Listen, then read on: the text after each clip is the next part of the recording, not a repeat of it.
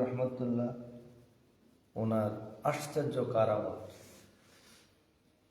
আল্লাহর ওলিদের কারামত সত্য, কারামতুল আউলিয়াই হাক্কুন, আল্লাহর ওলিদের কারামত সত্য। যারা আল্লাহর হয়ে যায়, আল্লাহ তাদের হয়ে যায়, তারাই কারামত দেখাইতে পারে। যারা আল্লাহর হয় না, তারা কোনো কারামত, আল্লাহ তাআলার পক্ষ থেকে এটা আসে, সবাই ইচ্ছা করলে এটা হয় না।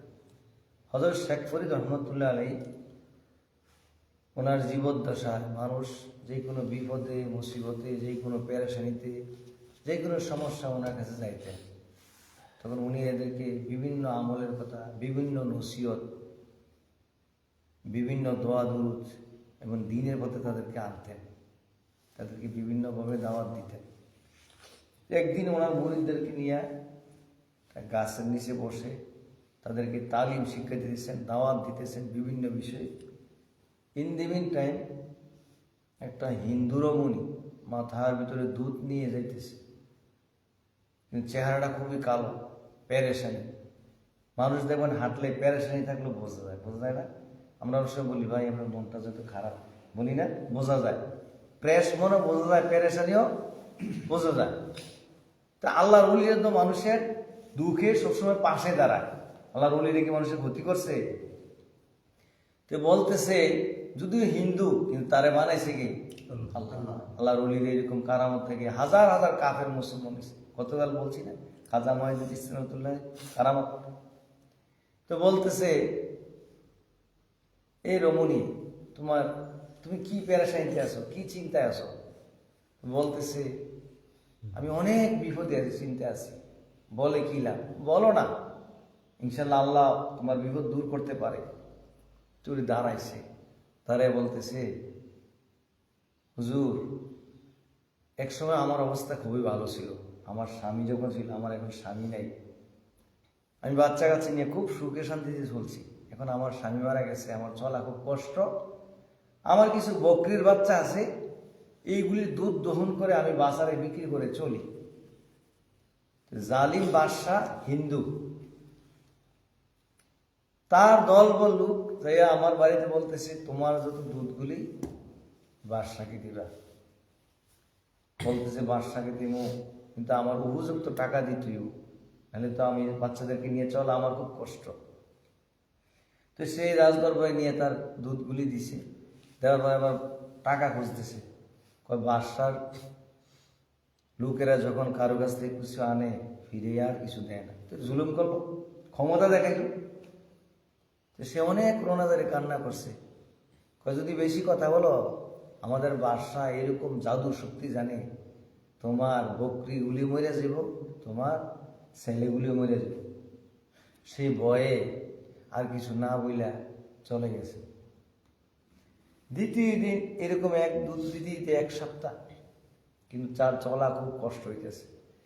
ওই এক সপ্তাহ পরে যখন ওই আল্লাহর ওলির সাথে দেখা হয়েছে, তো কথা বলতেছে, ওই বাদশার লোকেরা কয় ওই মহিলা আজকে দুধ নিয়ে আসতেছে না কেন, কোথায় দেখো তো। তারা যাই দেখে শেখ ফরিদ রহমতুল্লাহর কাছে কথা বলতেছে। তারা যে হুঙ্কার মারছে, এখনো এখানে কি করস? আল্লাহর ওলি একটু নজরে চাইছে, এই জন্য বললাম না, নেগাহে ওলি মে ইয়ে তাসির দেখি বদলিতি হাজারু কি তাকদির দেখি। আল্লাহর ওলিদের নেক নজরে যদি কেউ দিকে চায়, তার জীবন ধন্য হয়ে যায়, তার জীবনের মোড় ঘুরে যায়, ভাগ্য খুলে যায়। আর যদি কারো দিকে কোন নজরে তাকায়, শেষ। তাদের নজরের ভিতরে এরকম দৃষ্টি শক্তি আছে। আল্লাহর ওলি মাত্র একটু চাইছে এর দিকে, চাওয়ার সাথে সাথে এরা থরথর করে কাফার সুখ দিছে। এই জালিম বাদশা চাকরা কাফার সুখ দিছে, এরা আর নড়াচড়া করতে পারে না, হাত পা গুলো একদম অবশ হয়ে গেছে। এরা দেখতেছে মাটির নিচে এরা ডাইবা যেতেছে, আর কোনো কথাই নেই। বলছে বসো, চুপ করে বসে গেছে, মাথা নয়া এবার আল্লাহর ওলির কথা শুনতেছে। তো দীর্ঘক্ষণ সময় জালিম বাদশা জাদুঘর করে এরারে পাঠাইলাম, কেন আসে না? তো দ্বিতীয় আরেক দল পাঠাইছে, যে আবার হুঙ্কা দিছে, তোমরা এখানে কি করো? আমাদের বাদশা তোমাদের জন্য অপেক্ষা করতেছে। এরপরে আল্লাহ আলী বলতেছে এদেরকে আমি বসিয়ে রাখছি। তেহারা হুঙ্কা দিছে, উনি আবার এদের দিকে নজরে তাকাইছে, আল্লাহ নজর, এরাও থরথর করে কাপড় দিছে, কাঁপতে কাঁপতে একটু বসে গেছে, হাত পা ঘুরে আর নাড়াতে পারছে না। বসো, এসে আবার মাথা বইয়া আল্লাহর ওলির কথা শুনতেছে। তো একে একে কয়টা দল গেল? 2টা দল। এবার জালিম বাদশা কয় একে একে 2টা দল পাঠাইলাম, খবর নাই। এবার হ্যাঁ নিজে হুঙ্কার দিয়ে গেছে, এই কোথায়? তো উনি বলতেছে, এই আমি বসিয়ে রাখছি। হ্যাঁ জাদু শক্তি, জালিম আবার জাদু শক্তি। তোমার এত বড় স্পর্ধা, তুমি জানো আমার ক্ষমতা সম্পর্কে? আমি ইচ্ছা করলে একটা মানুষকে বানর বানিয়ে দিতে পারি, জাদু শক্তি, পোকামাকড় বানিয়ে দিতে পারি, তাকে শেষ করে দিতে পারি, আগুন দিয়ে জ্বালাই দিতে পারি। যেত ক্ষমতা দেখাও, এখানে ক্ষমতা চলবে না। শয়তানি শক্তি আল্লাহ শক্তি সমান নেই। আল্লাহ শক্তির সাথে শয়তানি কুফুরি কোন শক্তি কাজে আসবে না। এবার এই কথা যখন বলছে, তার হুঙ্কার আরো বেড়ে গেছে। সে তার মন্ত্রগুলি করে দিতেছে, মন্ত্র ফিরে আবার এসে যায়। যত মন্ত্র করো আল্লাহর ওলিদের কাছে, যারা খাঁটি আল্লাহর ওলি, তার কাছে কোনো মন্ত্রে কাজে আসবে না। এবার তার মন্ত্র শেষ। এবার তার যত দৈত্যজনক জিন, যারা কুফুরি কালাম করে, খারাপ জিন দ্বারা তারা করে, তার যত দৈত্যজনক সবাই হুঙ্কার দিয়ে ডাক দিছে, সবাই আসছে। আসা পরে বলতেছে, এই ফকির কি বলে, তারে শেষ করে দাও। তো তারা সব জাদুগুলি ছাড়তে শুরু করলো।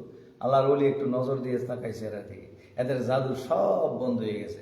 এরা জাদু বন্ধ হয়ে এরাও চুপ হয়ে গেছে, এরাও দিলে দিলে কালমা করে নিয়েছে। সুবহানাল্লাহ। এবার এই জালিম বাদশা তার যত মন্ত্রগুলি তার লোকেরে মারতেছে, তার দিকে ফিরা আগুন পড়তেছে, বিষাক্ত সাপ পড়তেছে। এই মন্ত্রগুলি তার উপরে পড়ে আবার সে শেষ হয়ে গেছে। উপরের দিকে সে ফলাইলে কোথায় পড়ে? এই জন্য পরের জন্য ক্ষতি গেলে সেই ক্ষতি নিজের উপরে আসে। বাস্তব প্রমাণ।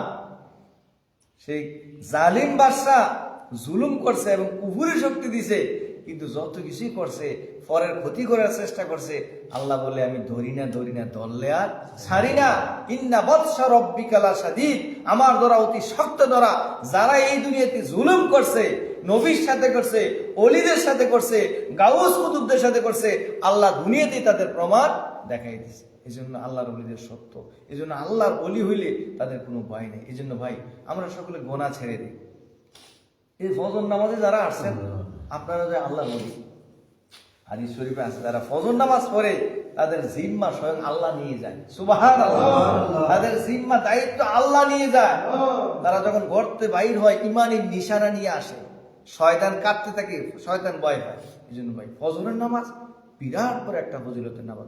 যারা সারা রাত জিকির করছে, মিলাদ করছে, মাহফিল করছে, তারা থেকে কোটি গুণে সারা রাত ইবাদত বন্দেগী যারা করছে, ফজর নামাজ পড়ছে না, তারা থেকে কোটি গুণে উত্তম যারা ফজর নামাজ পড়ছে। সারা রাত মিলাদ মাহফিল করে কি লাভ যদি ফজরের নামাজ না পড়ে? কোনো দাম মূল্য হবে না। সারা কুল কায়নাত একসাথে করলেও ফজর নামাজ 2 রাকাত সুন্নতের সমান হবে না। আল্লাহ রাব্বুল আলামিন যেন আমাদেরকে প্রত্যেক দিন এরকম 5 ওয়াক্ত নামাজ জামাতের সাথে পড়ার তৌফিক দেয়, তাহলে আল্লাহ আমাদেরকে ওলি বানায় দিবে। আল্লাহ যেন কবুল করে, বলে আমিন।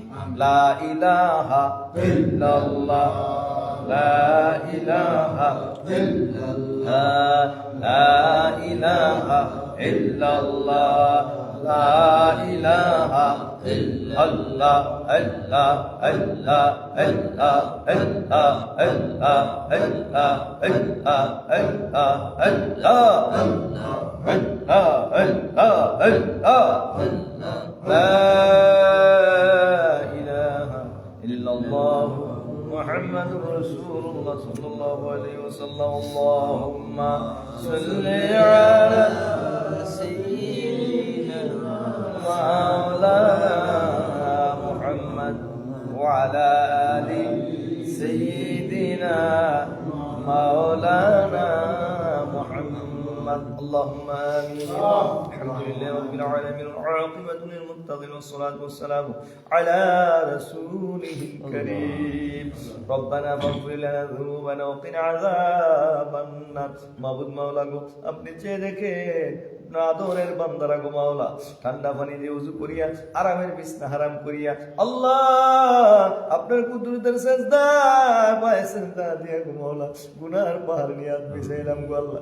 সকলে মিলে তওবা করলাম গো, গুনাহ করছি, ভুল করছি, অন্যায় অপরাধ করছি, শয়তানের ধোঁকা করে করছি। একটা গুনার জন্য 7000 বছর জাহান্নামে জ্বলতে হবে। আল্লাহ দুনিয়ার আগুনে এক সেকেন্ড হাতটা রাখতে পারি না, জাহান্নামের আগুনে এক মুহূর্ত জ্বলা সম্ভব না। ও আল্লাহ, আমরা গুনাহ করছি, ভুল করছি, সবাই মিলে তওবা করছি ও আল্লাহ। বাকি জীবনে আর গুনাহ করব সবাই আল্লাহ, বাকি জীবনে আর গুনাহ করব না। গুনার বোঝা মাথায় লইয়া মাওলায় আমরা কান্দি যারে যারে, মাফ করেন, মাফ করে দেন আল্লাহ গো নবীজির খাতিরে, মাফ করেন, মাফ করেন গো আল্লাহ নবীজির খাতিরে। আল্লাহ নবীজির ইসলাম আমাদেরকে মাফ করে দেন। আল্লাহ নবীজিকে না দেখাইয়া মরণ গো দিয়ে আল্লাহ আমাদেরকে মক্কা মদিনা জিয়ারত নসিব করেন। হাদিয়া গুলি নবীজির নুরানি কদম মোবারক আহলে বাইত পাক পাঁচ সকলে পৌঁছায় দেন আল্লাহ।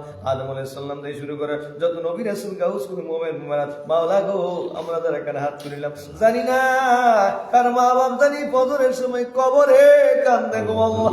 আয় আল্লাহ তাআলা জানি কার মা বাপ জানি কবরে কান্দে আল্লাহ। যে মা বাপ নিজে না খেয়ে আমরা রে খাওয়াইছে, এমন মা বাবার কবরে আযাব দিও না গো আল্লাহ। আল্লাহ আমরার মা বাবার কবরে আযাব দিও, আল্লাহ আমরার মা বাবার কবরে আযাব দিও না। রব্বির হামহুমা কামা রব্বায়ানি সগীরা বিহাক্কি লা ইলাহা ইল্লাল্লাহ।